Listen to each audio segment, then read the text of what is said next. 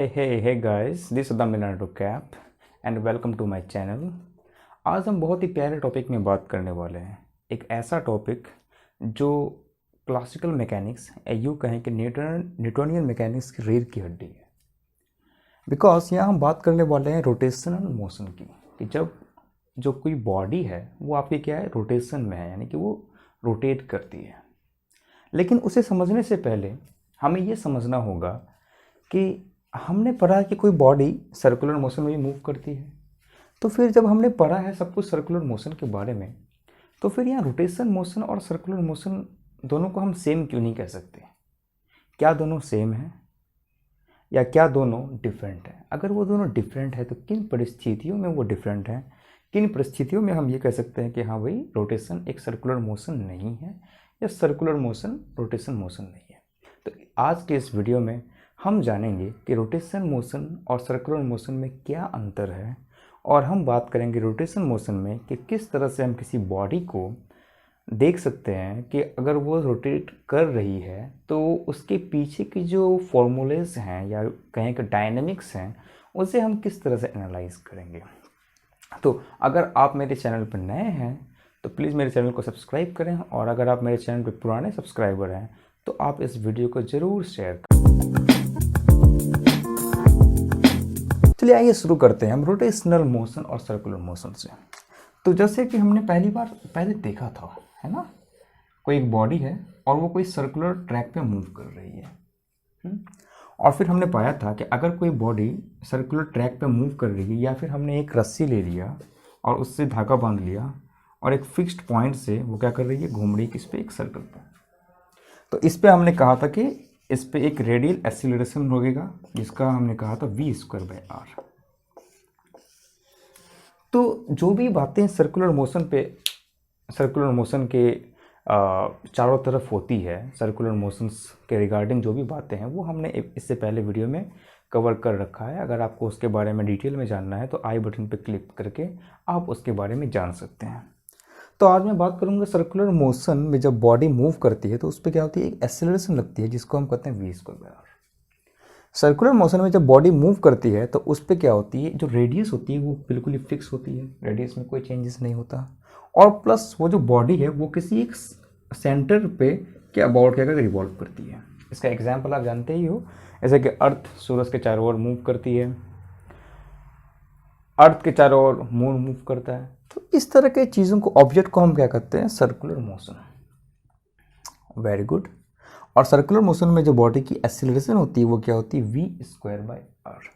यहाँ तक तो ठीक है, पर जैसे ही हम बात करते हैं रोटेशनल मोशन की कि रोटेशन मोशन में क्या अंतर है, तो रोटेशन मोशन में भी कोई एक ऑब्जेक्ट घूमता तो है, पर क्या होती है उसमें कि वो क्या होती है, पर्टिकुलर एक एक्सिस के अबाउट घूमती है। इसका सीधे एग्जाम्पल आप अगर देख लो तो आप जो है टॉप, या जिसे हम कहते हैं लट्टू, शायद आप घुमाए हो गए, है ना। तो वो क्या करती है, वो इसके अबाउट क्या करती है, हमेशा घूमती रहती है। मीन्स कि अगर कोई एक बॉडी रोटेट करती है तो आपको चाहिए कि वो बॉडी किसी एक पर्टिकुलर एक्सिस के अबाउट मूव करे। मान लो कि आपके पास कोई डिस्क है और आप उसे रोटेट करते हो, और रोटेट में भी ये इसका सेंटर है तो इसके अबाउट आप रोटेट करना चाहते हो। तो जितना भी पार्टिकल है उस डिस्क के जिससे वो मिलकर बने हैं, वो सब इसी एक्सिस के अबाउट रोटेट करते हैं।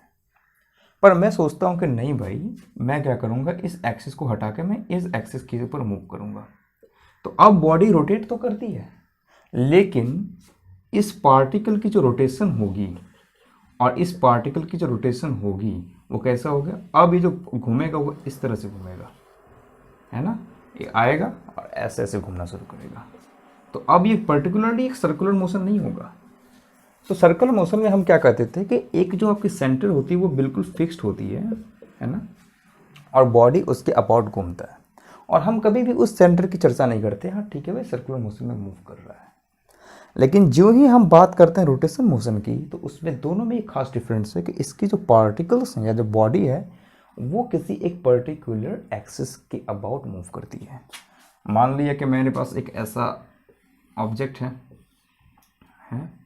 और मैं क्या कर दिया, इसके अबाउट देख रहा हूँ, तो ये बॉडी क्या करेगी, इसके अबाउट मूव करेगी।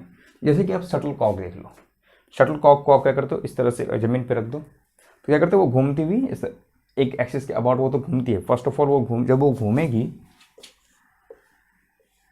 है ना, जब वो घूमेगी तो वो ऐसे इसके अबाउट घूमती रहती है, प्लस जब ज़मीन में छोड़ दो तो वो क्या करती है, ऐसे एक सर्कुलर मोशन में बना रही है। तो कहने का मतलब अगर ज़मीन पे हम जब रखें तो वो सर्कल मोशन में, यानी कि एक सेंटर के अबाउट तो वो घूमेगी, पर जब वो अपने आप घूमती है तो वो पर्टिकुलर एक्सिस के अबाउट करती स्पिन करती रहती है। तो that is the greatest difference in rotational motion और सर्कुलर मोशन। तो रोटेशन मोशन में जो बॉडी होती है वो किसी पर्टिकुलर एक्सिस के अबाउट घूमती है, और सर्कुलर मोशन में होती है कि वो पर्टिकुलर कोई एक्सिस नहीं चाहिए, उसमें बस एक सेंटर होता है और उसके अबाउट वो क्या करती है, मूव करती रहती है। और ये बहुत बड़ा डिफरेंस है जब हम स्टडी करते हैं रोटेशनल मोशन और सर्कुलर मोशन की। आइए अब हम बात करते हैं कि रोटेशनल मोशन में हम चीज़ों को, ऑब्जेक्ट की रोटेटिंग नेचर को हम किस तरह से अंडरस्टैंड कर सकते हैं, और ये बहुत ही इम्पॉर्टेंट है कि हम कैसे इसे अंडरस्टैंड करेंगे। तो इसे अंडरस्टैंड करने की भी जो तरीका है वो बहुत ही सरल है, और मैं बहुत ही आसान तरीका यूज़ करूँगा इसे समझाने के लिए। कोई ज़्यादा मैथमेटिक्स का यूज़ नहीं करूँगा, जैसा कि आपने अभी तक देखा मैंने कोई भी मैथमेटिक्स का यूज़ नहीं किया इन दोनों को डिस्टिंग्विश करने के लिए।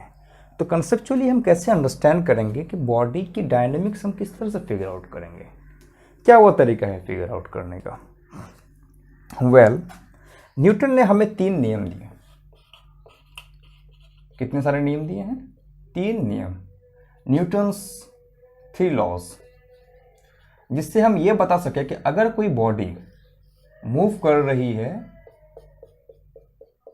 इन एनी डायरेक्शन, और हमने इससे पहले बात किया था कि मे बी उसमें ट्रांसलेशन मोशन, ट्रांसलेट होने का मतलब एक बॉडी एक बार यहाँ था, किसी टाइम में वो बॉडी यहाँ आया, फिर किसी एक पर्टिकुलर टाइम में बॉडी यहाँ हुआ। तो ऑब्वियसली ये बॉडी अलग अलग टाइम में क्या करती है, मूव कर रही है। मे बी ये टाइम t1, टाइम t2 और टाइम 3 में अपने पोजीशन को चेंज कर रही है।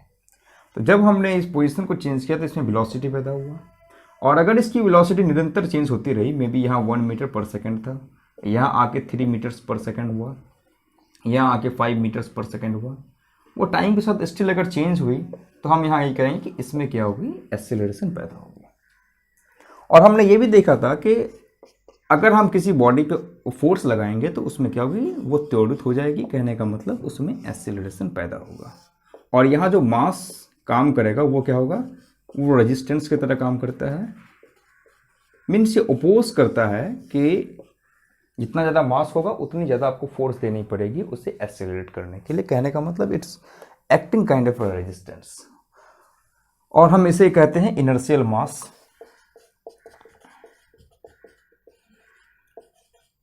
और इस इनर्शिया को हम क्या कहते हैं, रेजिस्टेंस कहते हैं, इसलिए हम इसे कहेंगे inertial mass, because inertia means क्या होता है, हर्डल। ओके, कि ये एक्सेलरेशन में हर्डल पैदा करता है। जितना ज़्यादा मास होगा तो mass is equal to nothing but the force you are applying and the acceleration. तो जो रेशियो होगा इनका, फोर्स बाय एक्सेलरेशन, इसे हम कहते हैं मास। तो न्यूटन ने पहला नियम दिया, उसने बताया कि बॉडी में रेस्ट और मोशन को किस तरह से हम डिफाइन करेंगे। जो फर्स्ट लॉ है वो दिखाता है रेस्ट में अगर बॉडी है या फिर मोशन में अगर कोई बॉडी है तो हम उसे किस तरह से डिफाइन करेंगे, motion of the body. Okay, second law हमें दिया कि फोर्स क्या होता है, जब फोर्स हम किसी ऑब्जेक्ट पे लगाते हैं तो वो त्वरित हो जाती है। और थर्ड लॉ ने दिया कि अगर किसी ऑब्जेक्ट पे आप कहीं से पूरा फोर्स लगाओ, है ना, तो वो भी इक्वल अमाउंट में आप पे क्या करेगी, फोर्स लगाएगी। Means action is equal to equals and opposite to its reaction. आप जितना एक्शन करोगे उसको आपको रिएक्शन उतने ही ऑपोजिट डायरेक्शन में मिलेंगी। मीन्स कि जो फोर्स होता है वो क्या होती है, कपल होती है ना, वो जोड़े में एग्जिस्ट करती है। ऐसा कभी नहीं होगा कि आपने किसी को फोर्स लगा दिया और आपके हाथ पे उसका रिएक्शन कभी महसूस ही ना हो। तो force is kind of a couple, और किसी ऑब्जेक्ट पे आप जो फोर्स लगा रहे हो, टोटल फोर्स, जितना फोर्स लगा रहे हो उतना फोर्स वो भी आप पे लगाएगा। अगर बॉडी की स्टेट में कोई चेंज नहीं हुआ तो हम यूं कहेंगे कि टोटल फोर्स जो लग रहा है उस बॉडी पे वो क्या हो रहा है, जीरो हो रहा है। और मैंने ये भी बात किया था कि अगर किसी बॉडी पे टोटल फोर्स जीरो होगा तो उसकी जो मोमेंटम होगी वो क्या होगी, कंजर्व होगी। कि सिस्टम का मोमेंटम जो पहले था वो कोई भी प्रोसेस होने के बाद उतना ही रहेगा। इसका मतलब होता है मोमेंटम उसकी संरक्षण है। तो मोमेंटम का संरक्षण यहाँ से आता है जब किसी बॉडी पे हम टोटल फोर्स इक्वेट करते हैं जीरो के, कि उस बॉडी पे जितने ही फोर्स लग रहा है वो सब एक जीरो कैंसिल आउट करते हैं, and therefore our momentum is conserve because force is equal to rate of change in momentum. तो न्यूटन ने हमें परफेक्टली एक वे दिया कि अगर बॉडी आपकी मूव कर रही है और मूवमेंट क्या ट्रांसलेशन मोशन हो तो हम किस तरह से चीज़ों को देख सकते हैं। बट मैं आपको और इंटरेस्टिंग चीज़ में बताने वाला हूँ। क्या बताने वाला हूँ कि जब हम ट्रांसलेशन मोशन की बात करते हैं तो अगर आपके पास कोई एक बॉडी यहाँ है, मे बी x0 पे है, यहाँ x1 है, यहाँ x2 है, यहाँ x3 है, एंड सो ऑन। ठीक, और क्या करो, आप क्या करो, ये बॉडी जहाँ पर है आप वहाँ बैठ जाओ, है ना, कि मैं यहाँ बैठ गया और एक बंदा मे बी कहीं दूसरी जगह बैठ गया। ठीक, अब ये बॉडी, ये जो बॉडी है ये मे बी थोड़ा एक दूर में प्लेन में है, ठीक है ना, तो ये स्टार्टिंग पॉइंट यह है और मे बी ये क्या कर रहा है, इसके पास कोई वेलोसिटी है v। तो अब बताना है कि क्या वो वेलोसिटी, इस बॉडी की जो वेलोसिटी है, अगर कोई बंदा, मे बी अगर मैं इसे कहूँगा एलिस और इसे कहूँगा मैं बॉब, ए और बी, तो क्या जो वेलोसिटी है इस ऑब्जेक्ट की, ये छोटा सा ऑब्जेक्ट है उसकी वेलोसिटी v है, तो एलिस और बॉब दोनों के लिए वो क्या सेम होगी? मैं फिर से रिपीट करता हूँ, अगर मेरे पास कोई एक ऑब्जेक्ट है जिसकी वेलोसिटी v है और दो दोस्त हैं, एक दोस्त x0 में बैठा हुआ, एक दोस्त x2 में बैठा हुआ है, और आपसे ये पूछा जा रहा है कि अच्छा भाई, एलिस देख रहा है कि इस ऑब्जेक्ट का जो वेलोसिटी है v है, तो क्या बॉब भी वही देखेगा? अब बॉब की और एलिस की पोजीशन तो डिफरेंट है, ये x0 में या x2 में है, क्या वो दोनों सेम दिखेगा? तो हम इसका आंसर कैसे देंगे? तो इस आंसर देने के लिए हमें पता है कि v इक्वल टू क्या होता है, dx/dt। अब मैंने कहा ये जो ओरिजिन है वो यहाँ है ना, x0 पे ओरिजिन है, तो और x1 x2 क्या है, मे बी ये ओरिजिन 0 पे है, x1 क्या है 1 मीटर्स हुआ, x2 क्या है मे बी 2 मीटर्स हुआ या 5 मीटर हुआ, जो भी आप कहना समझ लो, मीन्स कि एक पर्टिकुलर नंबर है आपके पास, है ना। तो हम लिख सकते हैं in general x is equal to sum x0 plus a, ये ओरिजिन है। तो अगर हम ओरिजिन पे है तो a भी 0 होगा, और x0 तो हमारा क्या है, एक ओरिजिन है, मे बी ये 0 समझ लो, और a की वैल्यू बदल रही है, 1 बदल रही है, कभी 2 बदल रही है, कभी 3 बदल रही है, ठीक है। तो अगर मैं बोलूं कि भाई वेलोसिटी ऑफ एलिस क्या होगा, तो मैं लिखूंगा वेलोसिटी ऑफ एलिस, जो वेलोसिटी एलिस मेजर करेगी वो क्या होगी यहाँ पे, dx/dt, और d/dt और x को हम क्या ले सकते हैं, x0 प्लस a। अब आप a यहाँ कह सकते हो कि भाई यहाँ पे a मेरा क्या है, 0 है, तो since here a is equal to 0, तो हम यहाँ ले सकते हैं dx0/dt। अब ये तो अपने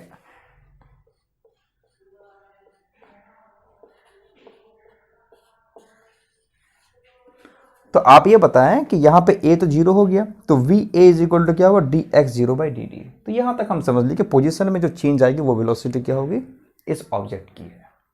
अब x0 आप बोल दो कोई नंबर है, मैंने कहा कि चलो ठीक है, ये कोई फंक्शन की तरह काम कर रहा है, ठीक है, a इसमें चेंज हो रही है, ठीक है, जैसे कि हम डिफाइन करते हैं। तो एलिस के लिए तो ये हो गया, लेकिन मैं यहाँ ये कहता हूँ कि बॉब क्या मेजर करेगा, तो बॉब के लिए भी मैं क्या लिखूंगा, dx/dt, और मैं क्या लिख सकता हूँ, d/dt x0 plus a। But यहाँ a तो 0 है नहीं, a कुछ है, बट a क्या एक नंबर है, और वो नंबर टाइम के साथ क्या, टाइम के साथ मतलब कुछ भी हो सकता है, यानी कि 5 तो 5 रहेगा, 10 तो 10 रहेगा। ऐसा तो है नहीं कि टाइम के साथ 5 6 हो जा रहा है, 7 हो जा रहा है, ऐसा बिल्कुल नहीं है। तो ये भाई साहब यहाँ का यहाँ है, इनके पास कोई वेलोसिटी नहीं है, कहीं पे बैठे हुए है ना, और वो मान लिए कि ये बैठा हुआ है ओरिजिन पे, ये किसी डिस्टेंस से मान लिया एक ऑब्जेक्ट चल रहा है।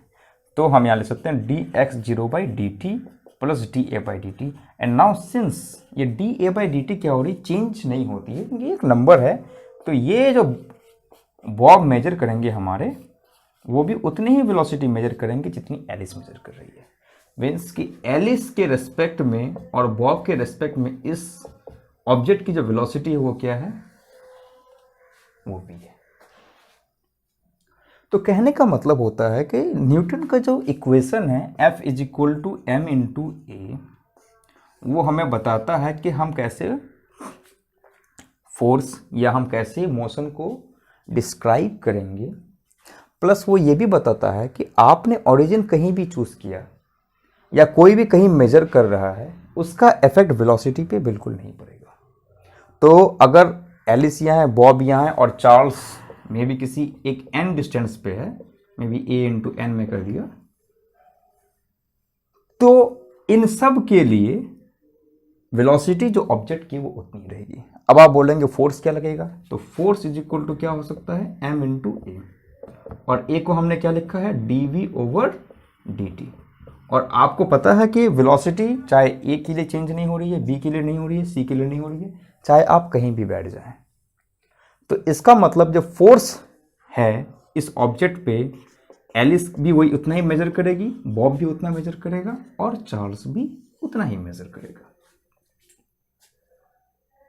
इसका मतलब ये होता है कि ट्रांसलेशन मोशन में हमारा ऑब्जर्वर चाहे जो मेजर कर रहा है वो कहीं भी रहे, ये फर्क नहीं पड़ता है कि हमारा ओरिजिन कहाँ है। इन सम सेंस हमारा ओरिजिन कहाँ है, इससे ट्रांसलेशन मोशन में लेने देना कुछ भी नहीं है। ट्रांसलेशन में न्यूटन्स का लॉ डिमांड ही नहीं करता है कि आप कहाँ से देख रहे हैं, बिकॉज आप जहाँ से ही बैठ के देखें आप हर जगह फोर्स क्या करोगे, सेम ही पाओगे कि हाँ कोई ऑब्जेक्ट चल रही है तो वो भी उतना चल रहा है, उसी तरह चल रहा है। ये बहुत ही इंटरेस्टिंग फैक्ट यहाँ हमने देखा, ये तो बहुत ही इंटरेस्टिंग चीज थी। पर अब इस तो ट्रांसलेशन मोशन में जैसे मैंने कहा कि फोर्स चेंज नहीं हो रहा है एक पर्टिकुलर डिस्टेंस से, मीन्स कि x अगर मेरा हो जाए x0 प्लस a, तो फोर्स मेरा चेंज, a मेरा नहीं बदलेगा, a विल नॉट चेंज,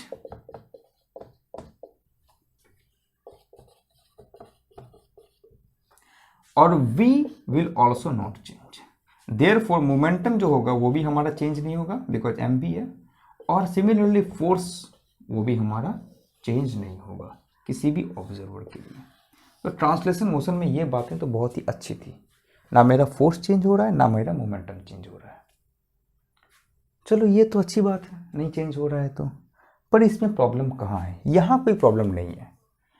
अब हम जब रोटेशन मैकेनिक्स को समझना चाहते हैं तो हम ये पहला क्वेश्चन पूछेंगे कि अच्छा हमने जो अब तक मोशन को देखा, गति को जो हमने देखा, वो उसे हम कैसे कैलकुलेट करेंगे या कैसे उसके बारे में समझेंगे, ये तो हमें न्यूटन के 3 नियम ने बता दिया।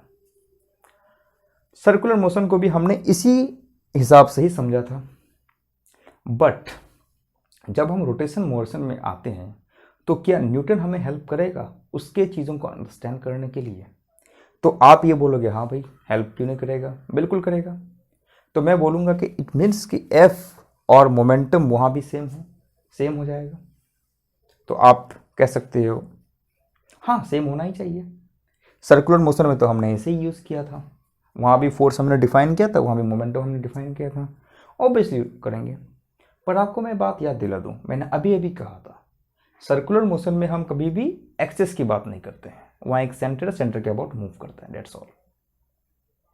लेकिन रोटेशन मोशन में क्या होता है कि आप कोई ऑब्जेक्ट हैं और आप उसके एक्सिस की बात करते हैं, मीन्स कि आप उसके ओरिजिन की बात करते हैं। ट्रांसलेशन मोशन में आप ओरिजिन की बात नहीं करते, आप बोलते हैं कि ओरिजिन कहीं भी मुझे कोई फर्क नहीं पड़ता बिकॉज कि मेरा फोर्स और मेरा मोमेंटम चेंज किसी के लिए भी नहीं होगा। बट यहाँ बहुत पंगा होता है, अगर एक ऑब्जेक्ट एक सेंटर के अबाउट मूव कर रहा है, उसकी डायनेमिक्स, और एक ऑब्जेक्ट जो मे बी वो क्या कर रही है, वो इस एक्सिस के अबाउट घूम रहा है, इन दोनों केस में इन दोनों की डायनेमिक्स क्या सेम होगी? ये डायनेमिक्स सेम नहीं होगी। अगर आपको यकीन नहीं होता तो आप कोई चीज़ घुमा के अभी देख लो। आप एक सेंटर लो, ओके, एक एक्सिस ले लो और उसके अबाउट किसी ऑब्जेक्ट को मूव कराओ, तो ये बिल्कुल ही सिमेट्रिकली मूव करेगा, पर ये जो है पूरा ऑब्जेक्ट एकदम इस तरह से मूव करेगा। ये यहाँ आएगा फिर ऐसे मूव करेगा इस तरह से। तो हम देखते हैं कि इन दोनों के डायनेमिक्स चेंज हो गई, ऑब्जेक्ट वही है, चेंज क्यों हुई? बिकॉज कि हमने अपने देखने का तरीका बदल दिया। तो अगर एलिस यहाँ बैठी हुई है और बॉब यहाँ है, तो एलिस के लिए बॉडी की डायनेमिक्स और बॉब के लिए जो बॉडी की डायनेमिक्स है वो दोनों सेम बिल्कुल नहीं होगी। अब यहाँ हम ऐसे सिचुएशन में आ गए, तो अब करें क्या? किस तरह से हम इन चीज़ों को फिर एनालाइज करेंगे? तो आइए इन सब चीज़ों को एनालाइज करने के लिए हम ये देखते हैं कि आखिरकार क्या होता है, आखिरकार क्या होगा। हमारी जो फोर्स हैं, जिस तरह से हमें फोर्स डिफाइन किया है न्यूटन ने, फोर्स तो चेंज नहीं होना चाहिए, मोमेंटम तो चेंज नहीं होना चाहिए। तो क्या रोटेशन को हम किसी और तरीके से देख सकते हैं? अगर हम देख सकते हैं तो वो क्या तरीका है? तो आइए हम पहले ये देखते हैं कि जब कोई बॉडी रोटेट करती है तो वहाँ पे क्या क्या होता है। तो माना कि हमारे पास एक बॉडी यहाँ है और देखते हैं कि एक सेंटर से यहाँ पास होता है और ये बॉडी इस तरह से मूव कर रही है। बहुत अच्छा, तो इसका हर एक पार्टिकल क्या करेगा? मूव करेगा इस दिशा में। तो कहने का मतलब ये है कि जब भी हम मूव करते हैं तो हमें एक चीज़ देखना पड़ता है कि हमारा जो ओरिजिन है या एक्सिस ऑफ ओरिजिन है वो कहाँ पर है, और वहाँ से जो डिस्टेंस होती है वो एक क्या होती है? फिक्स्ड होती है। जबकि ऐसा कोई भी बात ट्रांसलेशन मोशन में नहीं था कि हमें ओरिजिन अपनी फिक्स करनी पड़ेगी, नहीं, बट यहाँ से एक पर्टिकुलर डिस्टेंस फिक्स है। तो ये ऑब्जेक्ट ना आप इधर निकल के भाग जाएगा या ये ऑब्जेक्ट इधर निकल के भाग जाएगा, नहीं, इसके पास सिर्फ एक ही स्वतंत्रता बची है कि आप इधर ही घूमते रहे। मीन्स अब आपने कंस्ट्रेंट लगा दिया। जब आप किसी की फ्रीडम को छीन लेते हैं, स्वतंत्रता को छीन लेते हैं, आपने उस पर जंजीरें बांध दी। और यहाँ पे जंजीरें कौन बांधता है?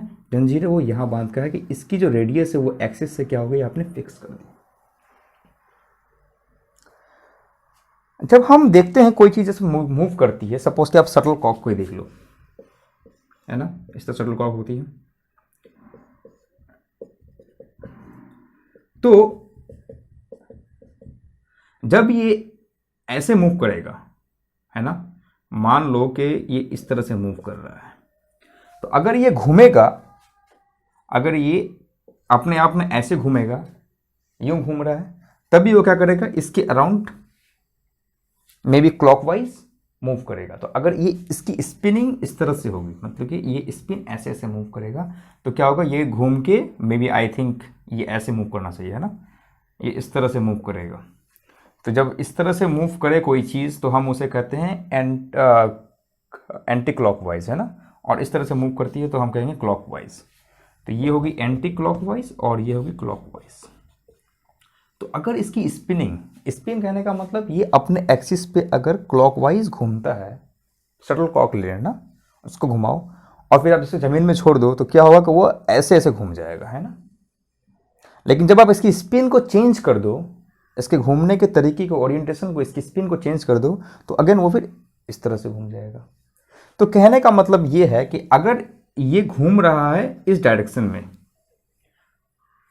या आप बॉटल के कॉर्क को देख लो या बॉटल के ढक्कन को देख लो, अगर आप उसे इस तरह से एंटी क्लॉकवाइज घुमाओगे तो वो ऊपर जाएगा, ऊपर की तरफ जाएगा।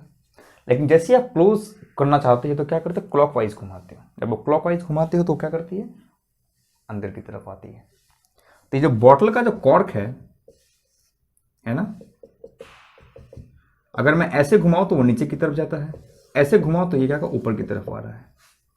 घूमता तो वो किसी पर्टिकुलर एक्सिस के अबाउट ही, माना कि इस एक्सिस के अबाउट घूमता है, बट हम कैसे घुमाते हैं वो बहुत इंपॉर्टेंट रखता है।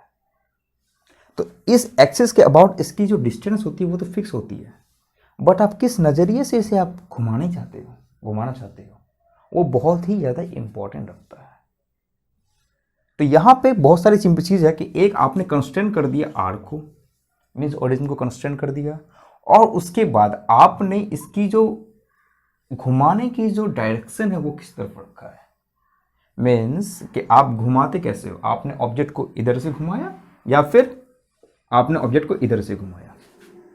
दोनों ही डायरेक्शन में जो चीज़ें होगी, जो आपको रिजल्ट मिलेगा वो डिफरेंट मिलेगा, वो सेम बिल्कुल नहीं मिलेगा। तो इसका घुमाव, तो जब ये घूमती है तो हम ये कहते हैं क्या, ओमेगा। इसके पास क्या होता है, एक वेलोसिटी होती है, क्योंकि आपने एक वेलोसिटी दिया तो ये एंगुलर वेलोसिटी से मूव करेगा, दैट इज ओमेगा। तो कहने का मतलब ये है कि हमारे पास दो चीज़ें बहुत ही इंपॉर्टेंट आ गई कि आप कैसे कैसे मूव करोगे। अच्छा, तो हम कैसे डिफाइन करेंगे इसे? जब आप किसी ऑब्जेक्ट को घुमाना चाहते हो तो क्या करते हो, आप उसे फोर्स देते हो, है ना। ये जो फोर्स है वो क्या करती है, पार्टिकल को उस तरफ तो ले जाता है, बट ये कंस्ट्रेंट है, इसके पास जंजीरें बंधी हुई है, जिसकी वजह से वो क्या करती है, इस जंजीर की वजह से वो इस तरफ घूम जाती है। या आपने इधर फोर्स डाला तो वो क्या करेगी, उधर घूम जाएगी, है ना। बट ये लिंक किससे है, इस आर से है, यानी ओरिजिन इसका कहाँ है, उससे लिंक है। बट जब हमने फोर्स दिया और आर है तो हमारे पास ये प्रॉब्लम आ गई कि अच्छा, समस्या ये है कि हम समझें कैसे कि आर और एफ में क्या रिलेशन हो सकता है। तो आइए हम आपको ले चलते हैं वेक्टर के कंसेप्ट में। वेक्टर में हमने पहले से ही सीख रखा है कि फोर्स एक वेक्टर है। अब पोजीशन, तो ये तो 1 मीटर हो सकती है, 2 मीटर हो सकती है, 3 मीटर हो सकती है, कुछ भी हो सकता है ना। बट पोजीशन भी एक वेक्टर है कि किस डायरेक्शन की आप बात करते हो। तो फोर्स जब वेक्टर है, एक वेक्टर के साथ, वेक्टर मतलब क्या होता है, मैंने बताया था आपको, वेक्टर को जो हम लेते हैं वो एरो के साथ लेते हैं। तो वेक्टर को हम कभी भी स्केलर के साथ ऐड तो होगा नहीं, वो पहली बात। अगर मैं बोलूं 3x हैट प्लस 4, ये कुछ आपको रिजल्ट देगा? कोई रिजल्ट नहीं देगा। ये एक डिफरेंट क्वांटिटी, ये एक डिफरेंट क्वांटिटी है। तो दो वेक्टर को ऐड करने के लिए हमें क्या चाहिए,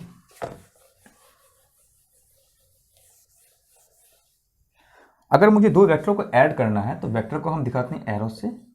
तो हमें क्या चाहिए कि एक दूसरा भी वेक्टर ही हो। दो वेक्टर ऐड हो सकते हैं, दो वेक्टर सब्ट्रैक्ट हो सकते हैं, दो वेक्टर का क्या हो सकता है, प्रोडक्ट हो सकता है। दो वेक्टर का प्रोडक्ट कैसे होगा, या तो आप क्रॉस प्रोडक्ट करो और या आप स्केलर प्रोडक्ट करो। अब बात ये करते हैं कि क्या हम R और F, बिकॉज F एक वेक्टर है तो इसीलिए हमें क्या लेना पड़ेगा, R भी एक वेक्टर लेना पड़ेगा। स्केलर का कोई मतलब होता नहीं है यहां लेने का। तो अब हम ये सोचें कि क्या R और F को हम ऐड कर सकते हैं। ऐड करने का मतलब क्या हुआ, अगर हमारे पास दो वेक्टर्स हैं और दोनों सेम डायरेक्शन में हैं तो क्या हो जाएगा, ये ऐड होकर एक बड़ा वेक्टर बनाएगा।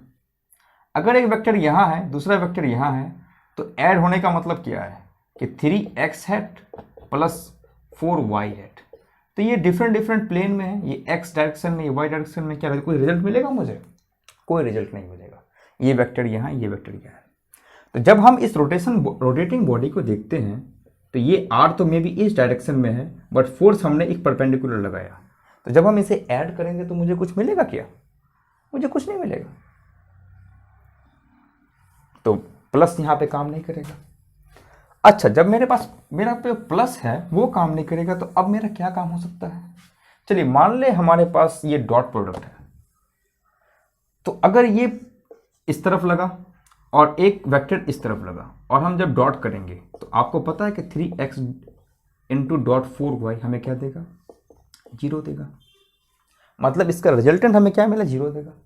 बट जब भी हमें घुमाना होता है कोई ऑब्जेक्ट को, तो हमारा तो r इस तरफ है, बट हम जब फोर्स देते हैं उसके परपेंडिकुलर देते हैं, है ना, और तभी ये घूमती है।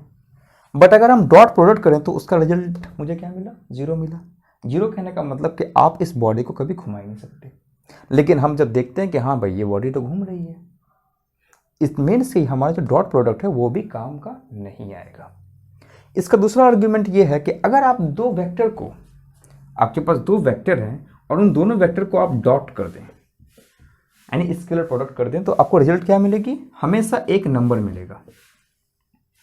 पर मैंने कहा कि आप इस ऑब्जेक्ट को कैसे घुमाते हो। अगर यहां घुमाते हो तो चीजें अलग होती है, और इस तरफ से घुमाते हो तो चीजें अलग होती है। और वो अलग कैसी होती है, वो एक पर्टिकुलर डायरेक्शन को फॉलो करता है। कॉर्ड को मैंने यूं घुमाया, घुमा तो रहा हूं, तो अंदर वो जा रही है।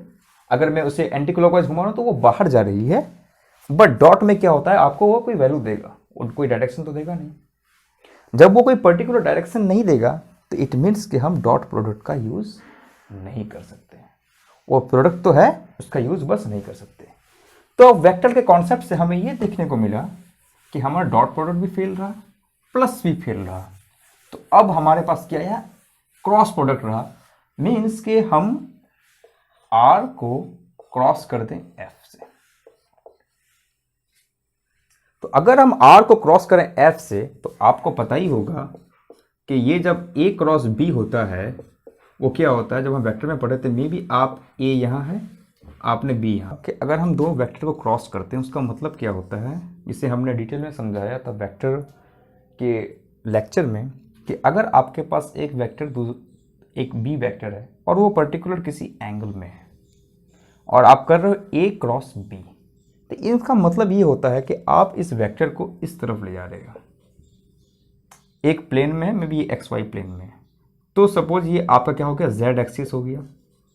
तो आप यानी जेड एक्सिस को किस तरह से, यानी ये दोनों अटैच है, तो अगर आप जेड को इस तरफ से घुमाओगे तो क्या करेगा, वो ए बी की तरफ आएगा। अगर मैं जेड को इस तरह से रोटेट करूं तो ए क्या आएगी, बी की तरफ आएगी।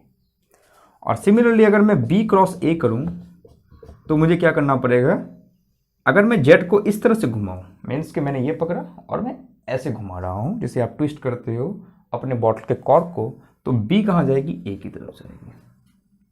तो आप जेड को किस तरह से क्रॉस करोगे कि उसकी जो क्रॉस प्रोडक्ट है उसमें क्या होगा, अंतर आ जाएगा।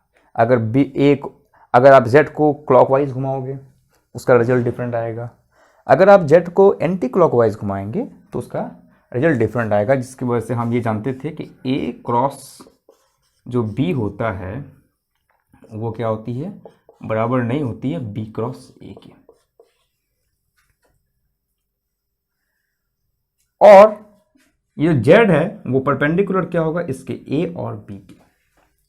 तो कहने का मतलब ये है कि जब भी हम बात करते हैं रोटेशन मोशन की, तो हमारे पास क्या होती है, ये आर होती है और दूसरा क्या होता है, एफ होता है, जो इन दोनों के परपेंडिकुलर होता है। ठीक है, तो मीन्स कि ये जो रोटेशन एक्सिस होगा, ये जो ओमेगा से घूमेगा, कोई वेलोसिटी से घूमेगा, वो ये जो एक्सिस है वो परपेंडिकुलर किसके होगी, इस आर के भी होगी। और ये क्या होगी, एफ, मतलब कि वो क्या अंदर की तरफ जा रहा है, इस तरह से जा रहा है कि ये क्या, ये दोनों एक दूसरे के पैरेलल हो, मतलब ये एक्सिस इन दोनों के पैरेलल होनी चाहिए, सॉरी परपेंडिकुलर होनी चाहिए, जैसे कि यहाँ पे ए और बी में आपको दिख रहा है। और जब हम इसको डिफाइन करते हैं, जैसे लोगों ने डिफाइन कर रखा है, इसे हम कहते हैं टॉर्क।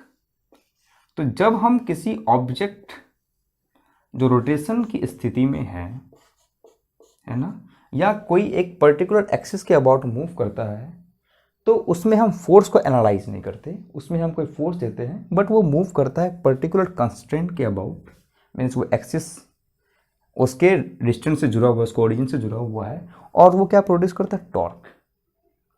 वो टॉर्क प्रोड्यूस करेगा, और टॉर्क जो होगा वो क्या होगा, परपेंडिकुलर होगा उस डिस्टेंस के, ये जो डिस्टेंस आपने दिया, और फिर वो जो परपेंडिकुलर होगा किसके, जो फोर्स आपने उसे प्रदान किया।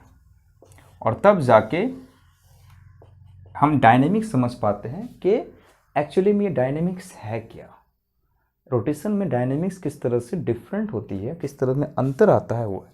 तो जब हम लीनियर मोशन की बात कर रहे थे, ट्रांसलेशन मोशन की बात कर रहे थे, वहाँ तो हम इजीली फोर्स की बात कर रहे थे, पर यहाँ फोर्स क्या हो गई, चेंज हो गई, बिकॉज हमारे पास एक बहुत ही पर्टिकुलर चीज़ आया, क्या, ओरिजिन आया, चॉइस ऑफ ओरिजिन।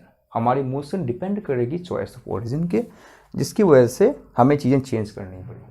और आपको पता है कि जो है वो वेक्टर है, क्योंकि वेक्टर का जो क्रॉस प्रोडक्ट है वो हमेशा आपको क्या देगा, एक वेक्टर देगा।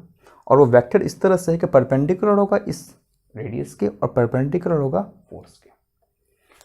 तो अब जरा हम ये देख लेते हैं कि ये हमें क्या देता है।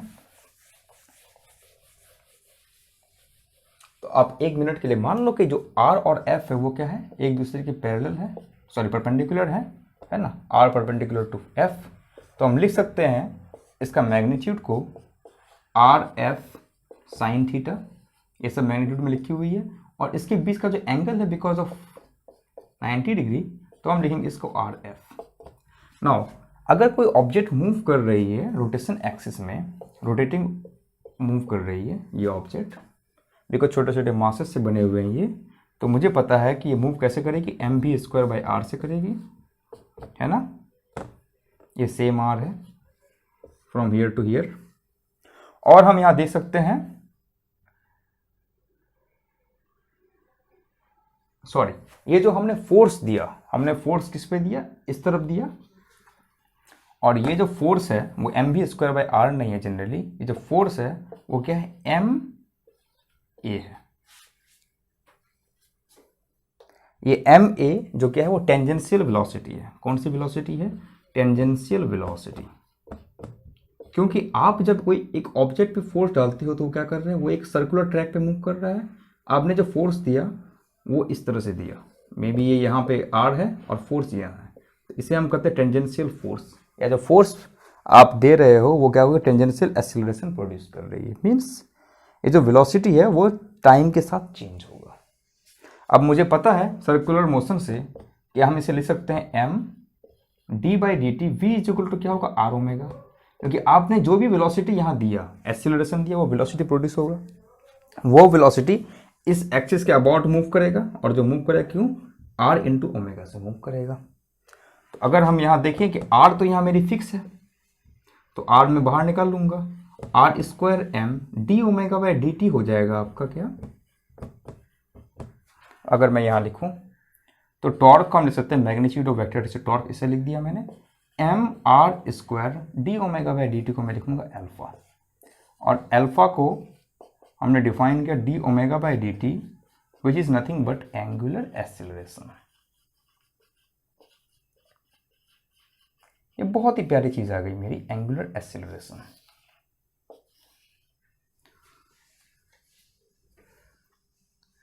तो यहां से हमने टॉर्क को डिफाइन कर दिया, और टॉर्क को इतने सस्ते वे में डिफाइन किया कि हमें कोई भारी भरकर मैथमेटिक्स नहीं की, सिंपल मैथमेटिक्स को फॉलो किया, कॉन्सेप्ट को फॉलो किया कि किस तरह की फोर्स लग रही है। और यहाँ एक पर्टिकुलर जो मैंने कॉन्सेप्ट को यूज़ किया वो बहुत ही इंपॉर्टेंट है। अगर आपको इसे डिटेल में समझना है तो मेरी सर्कुलर मोशन के वीडियो को आप देखो, वहाँ पे आपको और बढ़िया तरीके से समझ आएगी। अदरवाइज मेरे और डिफरेंट वीडियोस को देखें जिसमें मैंने डिटेल में बात कर रखा है रोटेशन मोशंस पे, ठीक है। और ये थोड़ा रिकैप है कि कैसे आप वर्बली चीज़ों को अंडरस्टैंड करेंगे। अच्छा, जैसे कि फोर्स जब हमने यूज़ किया तो हमारे पास क्या आया, टॉर्क आया।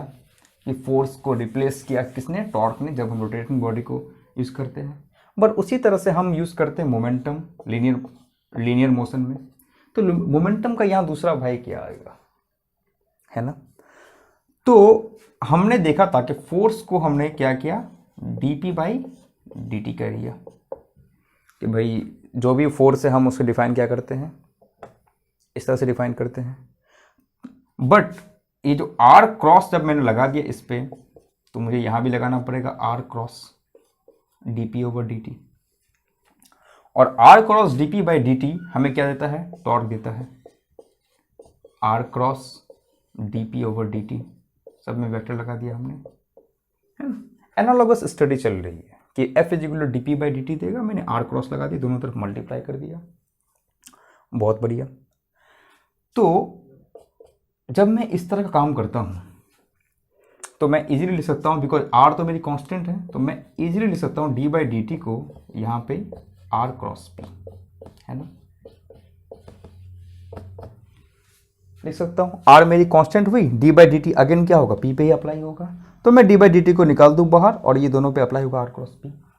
अब जिस तरह से मैंने डिफाइन किया था f equal to dp/dt in translation motion पे, उस तरह से क्या मैं इसको डिफाइन कर सकता हूँ कोई चीज़ को, तो हाँ डिफाइन कर सकता हूँ मैं इसको, मैं डिफाइन कर सकता हूँ dl/dt। तो अगर आपके पास टॉर्क है तो torque something rate of change in l, और l को हमने क्या डिफाइन किया कि l आप कुछ भी नहीं है, बस आप r क्रॉस क्या है, p है, और इसे हम कहते हैं एंगुलर मोमेंटम। इसे हम कहते थे लीनियर मोमेंटम, क्योंकि ये लीनियरली चलता है ऑब्जेक्ट, और ये एंगुलरली घूमता है, बिकॉज ये ऑब्जेक्ट घूमेगा क्या, एंगुलर वेलोसिटी से घूमेगा, सम वेलोसिटी ओमेगा, तो इसे हम कहेंगे एंगुलर मोमेंटम। तो rate of change in angular momentum will produce the torque in the body. तो जब हम कोई ऑब्जेक्ट को रोटेशन में डालते हैं तो उसमें टॉर्क पैदा होगा, और ये टॉर्क है वो कुछ नहीं बल्कि एंगुलर मोमेंटम में क्या चेंज आ रहा है वो आपको चेंज बताएगा, क्या टॉर्क बताएगा। अगेन जो एंगुलर मोमेंटम है वो परपेंडिकुलर किसके है, आर के है, और अगेन ये परपेंडिकुलर किसके है, पी के, है ना। अब आप समझे ऐसे डायग्राम से, आई होप। और ये बहुत ही इजी वे में डेरिवेशन था कि अगर आपके पास कोई ऑब्जेक्ट है और आपने उससे क्या किया, सिर्फ वेलोसिटी दिया, है ना।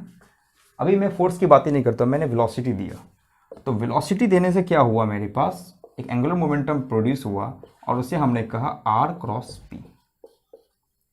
अब मैं मान लेता हूं कि आर और पी दोनों क्या है, परपेंडिकुलर में है, तो हम यहां कर देंगे आर और v, since p is equal to क्या होता है, एम भी हुआ, परपेंडिकुलर है तो हम लिख सकते हैं r p r into m into v. और ये जो वेलोसिटी है इसी ऑब्जेक्ट को क्या करेगा, मूव एक्चुअली में करेगा किसमें, रोटेशन में, तो प्रोड्यूस क्या होगा, एंगुलर वेलोसिटी, तो आर एम आर ओमेगा, तो ये हो जाएगी मेरी एम आर स्क्वायर ओमेगा। तो एंगुलर मोमेंटम की जो डेफिनेशन आ गई, अगर मेरी आर और पी परपेंडिकुलर है तो ये होगी एम आर स्क्वायर ओमेगा। तो हमारे पास दो डेफिनेशन आ गए, torque is equal to m r square alpha, where alpha is your angular acceleration, और एल हो गई एम आर स्क्वायर ओमेगा, जहां ओमेगा मेरा एंगुलर वेलोसिटी है। लेकिन इन दोनों में एक चीज बहुत बेहतरीन सा कॉमन है, एम आर स्क्वायर। तो इस एम आर स्क्वायर को हमने कह दिया मोमेंट ऑफ इनर्शिया। तो अगर कोई ऑब्जेक्ट किसी एक्सिस के अराउंड घूम रहा है तो वो क्या होगी, उसके पास एक जैसे कि मास, जब फोर्स आप देते हो किसी ऑब्जेक्ट पे तो मास क्या होता है, इनर्शिया की तरह काम करती है, मीन्स वो रेजिस्टेंस की तरह काम करेगा। उसी तरह से आप कोई ऑब्जेक्ट को अगर मूव कराने की कोशिश करोगे तो उसमें क्या होगा, उसमें एक इनर्शिया प्रोड्यूस होगा, वो इनर्शिया इक्विवेलेंट है किसके, इस आई के। वो आई क्या होगा, एम आर स्क्वायर, और आपको पता है कि आई किस पे डिपेंड करता है, मास पे डिपेंड कर रहा है, प्लस ये आर पे डिपेंड कर रहा है कि आप किस एक्सिस से ले रहे हैं। और यहाँ जो हमने डिफाइन किया है कि जब भी आप मोमेंट ऑफ इनर्शिया किसी का निकालेंगे तो ये आर इस एक्सिस के परपेंडिकुलर होना चाहिए, क्योंकि हमने उसको डिफाइन वैसे कर रखा है। तो आई की जो सरल डेफिनेशन हो गई मेरी एम इंटू आर स्क्वायर, और ये आर है वो परपेंडिकुलर क्या होगी, एक्सिस ऑफ रोटेशन के ना। ये जो एम है, ये एम कहाँ से आया, ये एम आया कोई एक ऑब्जेक्ट जो मूव कर रहा है, और ये एम उस ऑब्जेक्ट का छोटा छोटा मासेस है, तो ये उसकी ज्योमेट्री पे डिपेंड करेगा। तो पिछले बार इन ट्रांसलेशन मोशन में हमने देखा था एक ऑब्जेक्ट जिसको हम पॉइंट कंसीडर कर सकते थे, पर यहां पर हम वो पॉइंट कंसीडर नहीं कर सकते, बिकॉज यहां पे क्या हो रही है कि एक ऑब्जेक्ट जिसमें कलेक्शन ऑफ मासेस है। अब ये ऑब्जेक्ट अगर ये सिलेंडर बन गया तो इसकी आई डिफरेंट होगी, एक स्फेयर बन गया तो इसकी आई डिफरेंट होगी, एक रिंग बन गया इसकी आई डिफरेंट होगी, अगर एक मेरा रेक्टेंगल है तो इसके लिए इसकी आई डिफरेंट है। जब आई डिफरेंट होगा तो टॉर्क भी डिफरेंट होगा और एंगुलर मोमेंटम भी डिफरेंट होगा। तो इस तरह से हम स्टडी करते हैं रोटेशन मोशंस में ऑब्जेक्ट के बारे में, और आई होप कि आपको ये चीज़ें क्लियर हो गई होंगी बहुत ही परफेक्ट वे में, और मैंने इसे आसान भाषा में आसान तरीके से आपको एक्सप्लेन करने की कोशिश की। तो अगर आपको पसंद आया मेरा ये वीडियो, आप प्लीज़ सब्सक्राइब करें और अपने फ्रेंड्स के साथ भी इसे साझा करें, ताकि मेरे चैनल की जो ग्रोथ है वो अच्छी हो और मैं बहुत लोगों तक मेरे जो विचार और मेरे जो पढ़ाने का तरीका है वो बहुत लोगों तक पहुँचे। Thank you so much.